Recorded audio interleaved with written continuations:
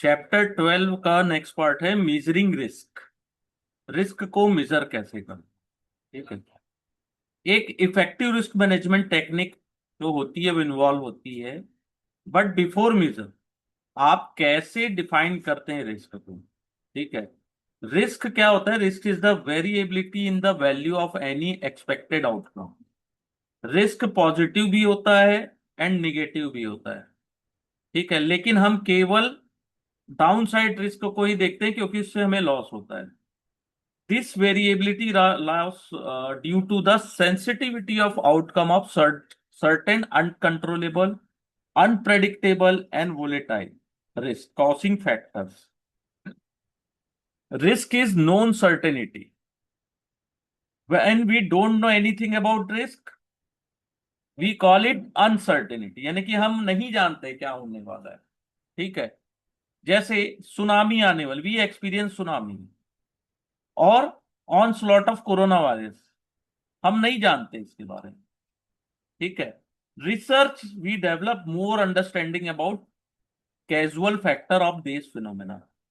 ठीक है। जैसे हमने बोला सुनामी रिस्क आया या कोविड रिस्क आया। ठीक है। रिस्क को मेजर कैसे करते हैं? Only when we understand the causal factor, या how does that manifest on specific target variable. ठीक है। Research provide uncertainty to understand the causal factor. ठीक है। The after a good amount of understanding about factor behavior, it is termed risk. ठीक है। When any facet of risk जैसे value of asset, liability, revenue, expense or profit और investment, ठीक है, is sensitive to particular risk causing factor, ठीक है, then one suffer the negative effect of the risk. तो risk क्या है, इसको मेजर कैसे करते हैं, ज्यादा इंपॉर्टेंट है। थोड़ा थियोरेटिकल जानना जरूरी है आपके लिए कि रिस्क होता क्या है। ठीक है। ऐसे तो अपन बहुत कुछ जानते हैं, रिस्क है, लेकिन रिस्क होता क्या है। ठीक है, ये अगर आप इसको थोड़ा और डिटेल में पढ़ लेंगे तो आपको समझ में आ जाता है। ठीक है। स्टैटिकल मेजर ऑफ रिस्क क्या है?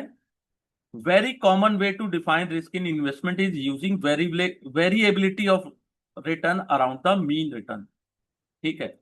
जिसे हम कैलकुलेट करते हैं standard deviation of the return of the assets. ठीक है। When we select some observation of return as sample, estimate the standard deviation on that basis. ठीक है। ऑब्जर्वेशन लेते हैं कि क्या हो सकता है, कितना ऊपर कितना नीचे जा सकता है। ठीक है। तो एक्स अंडर डैश है refer to the average rate of return of the assets, और एन क्या है? Represent the number of observation. तो इसका ये फॉर्मूला है स्टैंडर्ड डेविएशन। ठीक है। Measure of sensitivity. ठीक है। सेंसिटिविटी को मेजर कैसे करते हैं? Sensitivity is the best measure of as elasticity coefficient. ठीक है। Percentage change in particular variable to percentage change in risk causing variable. ठीक है।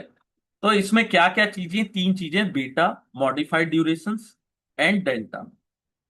बीटा क्या मेजर करता है? Sensitivity of stock return to index return. ठीक है। स्टॉक कितना रिटर्न दे रहा है और इंडेक्स कितना रिटर्न दे रहा है, इसके ऊपर डिपेंड करता है। ठीक है। यानी कि आपका मार्केट गिर रहा है कितना और स्टॉक आपका कितना गिर रहा है। ठीक है। This is a proxy for market risk. Market risk के लिए हमेशा बीटा यूज किया जाता है। मॉडिफाइड ड्यूरेशन किसके लिए होता है? Measure the sensitivity of bond price to small change in interest rate. तो आप मॉडिफाइड ड्यूरेशन कहां पे? इंटरेस्ट रेट रिस्क को मेजर करता है। डेल्टा किसको मेजर करता है? Measure of market risk. ठीक है। measure the sensitivity of price of option for a small change in the price of underlying assets। Delta ये ऑप्शन से रिलेटेड है, याद रखिएगा। ठीक है। ये भी मार्केट रिस्क को मेजर करता है। ठीक है। फिर है measure of loss. Risk can also be defined as probability of losing a sum of amount. Alternative it can be defined as the amount of loss one may sustain given a probable scenario. ठीक है। Commonly use probability based risk metric is value at risk. ठीक है। Probability based risk metric क्या है? Value at risk, जिसे VAR भी बोलते हैं। वार, VAR। मैक्सिमम लॉस आप कितना सफर कर सकते हो during a given period of time with particular level of confidence.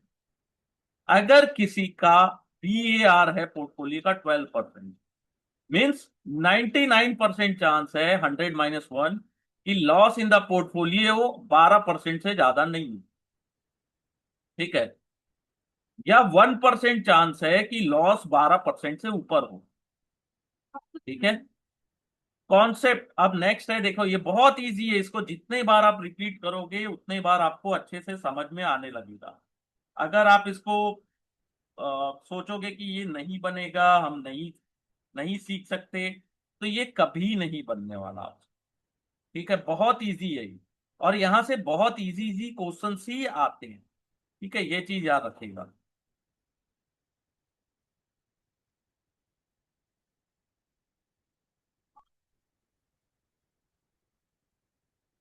Next होता है concept of market risk. Market risk को किससे अपन डिफाइन करते हैं? बीटा से। बीटा मेजर करता है सिस्टमेटिक रिस्क। ठीक है। Systematic risk of a investment measure in relation to volatility of market. ठीक है। और represent by a market index. ठीक है।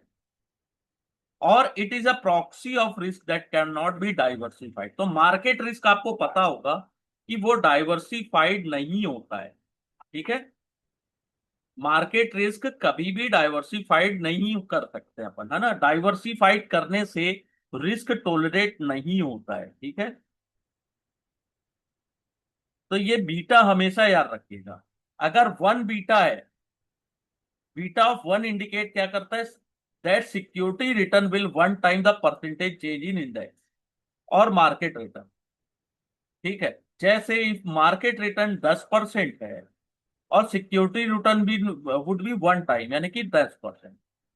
Beta of less than 1 measure the security will be less volatile than the market. यानी कि beta 1 से कम है, तो वो क्या इंडिकेट करता है?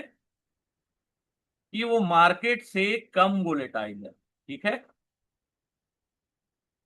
और जैसे स्टॉक का बीटा 1.2 है, अगर then for 15% increase in return of market, तो अगर मार्केट रिटर्न दे रहा है 15, तो 1.2 मीन्स स्टॉक रिटर्न देगा 18%। 1.2। ठीक है। बहुत ही इंपॉर्टेंट है एग्जाम पर्पज से, इसको याद रखिएगा, हमेशा पूछा जाता है। ठीक है। बीटा। बीटा यूज किसमें होता है? Capital asset pricing model. अगर आपने सीएपीएम लास्ट चैप्टर में पढ़ा है तो आपसे ये इजीली बनता। और ये मॉडल कैलकुलेट करता है expected return on asset based on it's beta और एक्सपेक्टेड एक्सेस मार्केट रिटर्न। ठीक है। मैनी वैल्यू इन्वेस्टर जो होते हैं ज्यादा टेंशन नहीं देते बीटा को। ठीक है। ये एक लाइन लिखा हुआ है, इसको समझ जाइएगा। लेकिन जो बीटा है वो बहुत यूजफुल है, इससे क्वेश्चंस आते हैं एग्जाम में। सीएपीएम का जो फॉर्मूला है ना, उसमें अगर आप यूज करोगे तो आपसे बहुत इजीली ये क्वेश्चन बन जाए। ठीक है। नेक्स्ट होता है sensitivity analysis to assumption. Security analyst जब भी आप हो, एज अ सिक्योरिटी एनालिस्ट आप यूज करते हैं financial model to value security of different bank. ठीक है। फिनेंशियल मॉडल यानी कि अपन क्या करते हैं? वैल्यू करते सिक्योरिटीज को। The valuation are based on several input assumptions about future aspect of the business.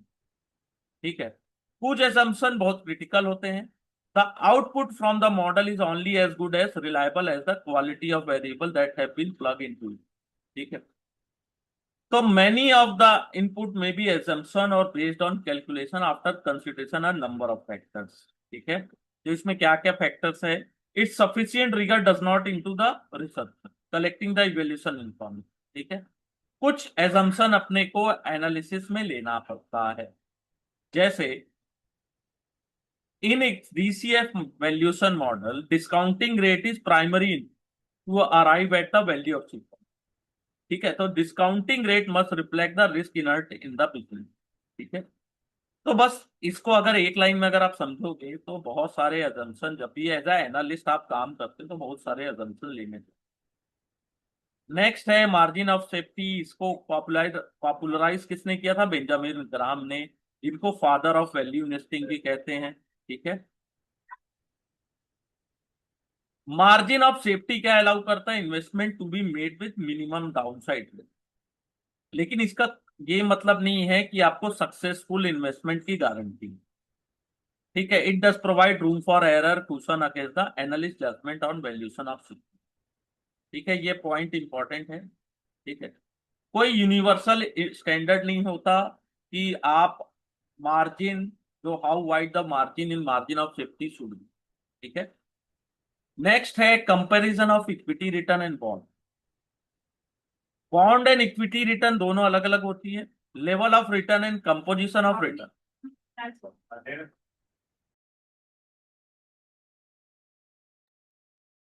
Bond return are primarily from coupon income. Bond return में क्या होता है? कूपन रिटर्न मिलता है। ठीक है। Some contribution from gain is value as a result of decrease in interest. ठीक है। बॉन्ड लोअर रिस्क इन्वेस्टमेंट होता है रिलेटिव टू इक्विटी, क्योंकि उसमें प्री डिफाइंड रिटर्न आपको मिलता है। ठीक है। तो there may be security created in favour of the bond holder. The return bond investment earn is therefore lower, यानी कि आपको जो रिटर्न मिलेगा वो लोअर भी हो सकता है। ठीक है। और बॉन्ड में क्या रिस्क होता है? Default. Higher the credit risk greater the interest that borrower has to pay and investor will. ठीक है। इक्विटी रिटर्न क्या होता है? Appreciation in value of investment. Dividend कभी कभार आपको मिल सकता है, टोटल रिटर्न फ्रॉम इक्विटी। और कोई एश्योरेंस नहीं है कि आपको डिविडेंड या एप्रिसिएशन मिलेगा ही मिलेगा। इक्विटी इन्वेस्टमेंट थोड़ा रिस्की होता है। जो अच्छी कंपनी होती है वो रेगुलर और स्टेबल डिविडेंड देती है इन्वेस्टर्स को। ठीक है। Share in market influence by performance of company से भी इन्फ्लुएंस होता है और एक्सटर्नल इकोनॉमिक फैक्टर से भी इन्फ्लुएंस होता है। ठीक है। नेक्स्ट है calculating risk adjusted factor. High risk investment strategy would produce higher return, means आपने हायर रिस्क लिया है इन्वेस्टमेंट में। ठीक है। तो आपको रिटर्न भी हायर मिल सकता है। When comparing two investment portfolio or strategy, it may not be appropriate to compare their absolute return. Or higher risk strategy is likely to produce higher return in long run. ठीक है। लेकिन वो ज्यादा volatile भी होता है। ठीक है। During this period of holding, आप किसी भी स्टॉक को रखते हो तो जरूरी नहीं है 10 साल में वो कंटिन्यू ऊपर ही जा रहा है, नीचे भी जा सकता है या कुछ भी उसमें हो सकता है। ठीक है। तो आपको रिस्क एडजस्टेड रिटर्न कैलकुलेट करने आना चाहिए। तो पहला होता है जेनसन अल्फा। जेनसन अल्फा क्या होता है? फैक्टर करता है systematic risk using equity beta. ठीक है। It measure the excess return earn by the portfolio over and expected rate of return calculated using CAP. तो जेनसन अल्फा कैसे कैलकुलेट होता है? Return on portfolio minus risk free return plus beta into market risk premium. जितना Jensen alpha अच्छा higher होगा उतना ही better होगा। ठीक है।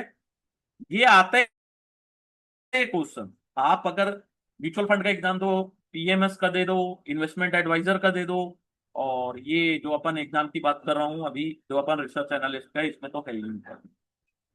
फिर सात रेशो है। ठीक है। ये एक मेजर क्या करता है? Risk premium earn per unit of standard deviation. तो return on portfolio minus risk free rate divided by standard deviation. इसमें सब चीज दिया गया रहता है, केवल आपको फॉर्मूला याद रहना चाहिए, आपसे इजली ये क्वेश्चन बन रहा है। ठीक है। जितना हाई होगा शार्प रेशो उतना ही परफॉर्मेंस अच्छा हो। नेक्स्ट होता है ट्रेनर। ट्रेनर में क्या करते हैं मेजर? रिस्क प्रीमियम को मेजर करते हैं पर यूनिट ऑफ बीटा। ठीक है। लाइक द अदर, इसका भी फॉर्मूला है return on portfolio minus risk free rate divided by beta. यहां पे स्टैंडर्ड डिविएशन था, यहां पे बीटा आ गया। ठीक है। Like the two other higher ratio indicate superior performance. ठीक है। तो ये आपको हमेशा याद रहने चाहिए। ठीक है। फिर है बेसिक बिहेवियर बायस इन्फ्लुएंस इन्वेस्टमेंट। मीन्स साइकोलॉजी की बात हो रही है। ट्रेडिंग साइकोलॉजी होती है ना, ट्रेडिंग साइकोलॉजी बोलते हैं या तो इन्वेस्टमेंट साइकोलॉजी। ठीक है। तो बिहेवियर और साइकोलॉजी थ्योरी भी इंपॉर्टेंट होता है इकोनॉमिक्स या इन्वेस्टमेंट में। तो इसमें सबसे इंपॉर्टेंट है लॉस एवर्जन बायस। कुछ मेन बिहेवियर बायस है जो इन्वेस्टर को देखने चाहिए, उसमें तो है लॉस एवर्जन बायस। इसमें क्या होता है कि इन्वेस्टर की टेंडेंसी है कि वो स्ट्रांगली प्रिफर करते हैं avoid losses to acquire gain, यानी कि आपको फायदे के लिए वो लॉस नहीं लेना चाहे। ठीक है। The fear of loss lead to inaction.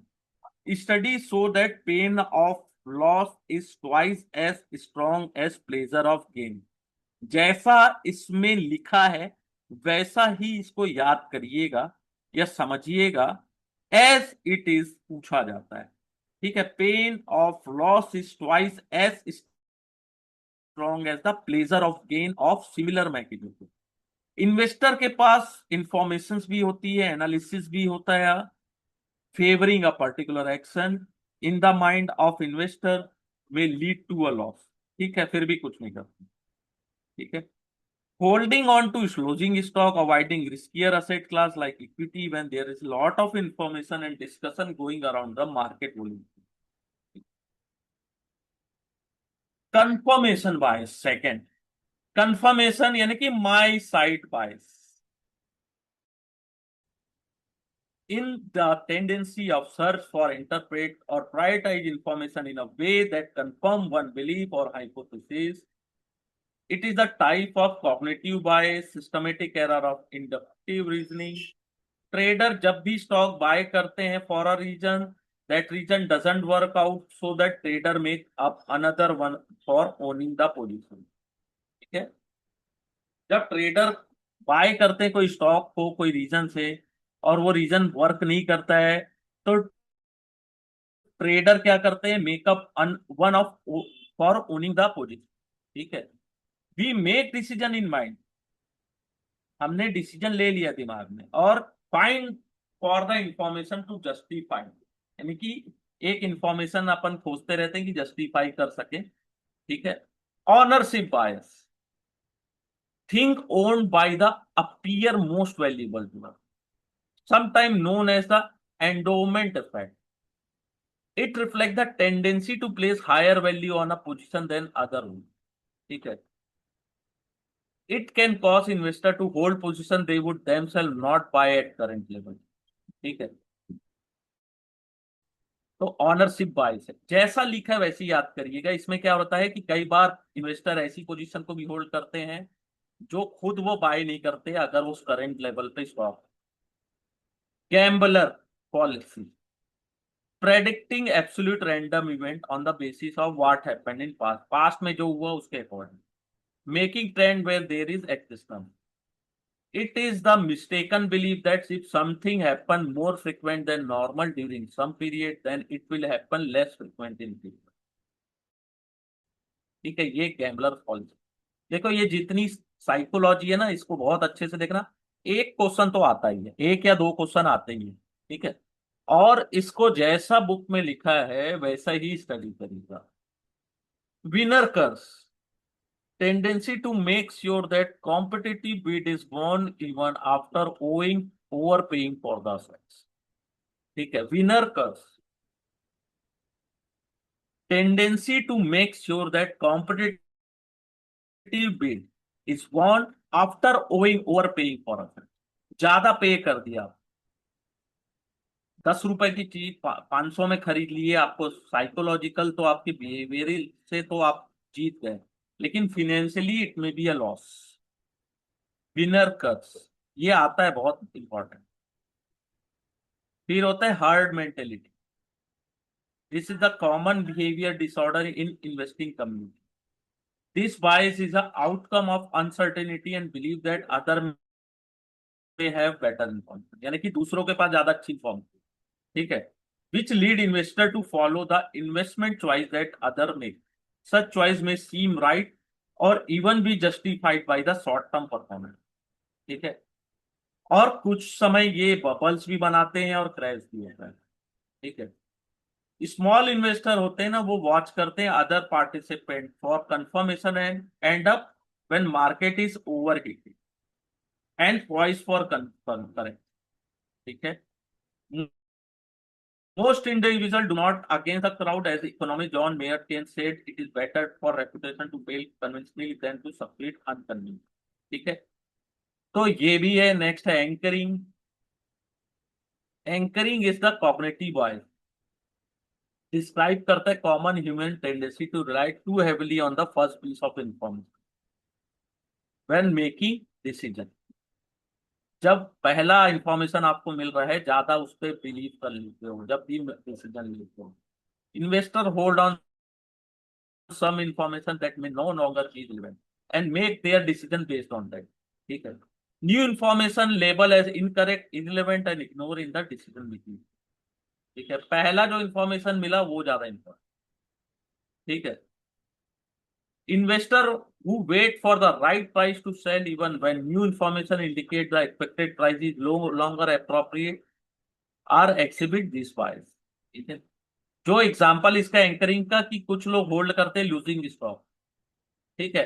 उनको लगता है कि प्राइस रीगेन करेगा, ठीक है। लेकिन जैसा करंट इंफॉर्मेशन उससे तो कभी नहीं लगता कि वो वापस रीगेन करे, ठीक है। उसके कारण ओवरऑल पोर्टफोलियो रिटर्न आपका इंपैक्ट करता है, ठीक है। फिर प्रोजेक्शन बायस, लास्ट रिसेंट पास्ट को देखकर फ्यूचर को कंप्लीटली इग्नोर करना, ठीक है, वो प्रोजेक्शन बायस होता है, ठीक है।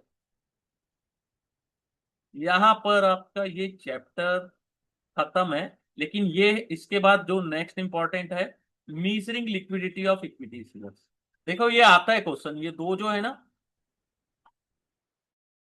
One of the measure of objective क्या होता है स्टॉक एक्सचेंज का, टू प्रोवाइड लिक्विडिटी, ठीक है। लिक्विडिटी आपको मेजर कैसे करते हैं इक्विटी शेयर्स का, easy of buying and selling, ठीक है। सभी शेयर लिक्विडिटी हो, ठीक है। लिक्विडिटी अचीव कैसे की जाती है, जब larger number of buyer and seller active, ठीक है। आप देखे होंगे कई शेयर्स में लिक्विडिटी मिलियन बिलियन में होती है ना, मिलियंस में होती है, ठीक है। और कुछ में 5,000, 500 शेयर, 10 शेयर, 200 शेयर भी ट्रेड होते हैं। तो दो टाइप होता है, एक होता है stock turnover trade ratio. This ratio is calculated by dividing the number of share traded during a given period by the number of outstanding free float shares, ठीक है। This ratio is calculated by dividing number of share, कितने trade हो रहे हैं during a given period, by the number of outstanding floating shares, कितने हैं अपने पास। The time frame used is 1 year, ठीक है। नेक्स्ट होता है ट्रेडेड वैल्यू टर्नओवर, कितना ट्रेड हुआ, traded value of shares, value कितनी थी share by the market cap of the company, इसको बोलते हैं ट्रेडेड वैल्यू टर्नओवर रेशियो। ये भी बहुत इंपॉर्टेंट, ठीक है। इन दोनों को भी अच्छे से देखिएगा। यहाँ पे आपका चैप्टर 12 कंप्लीट है। आई होप आपको चैप्टर 12 में कोई भी दिक्कत नहीं आई होगी।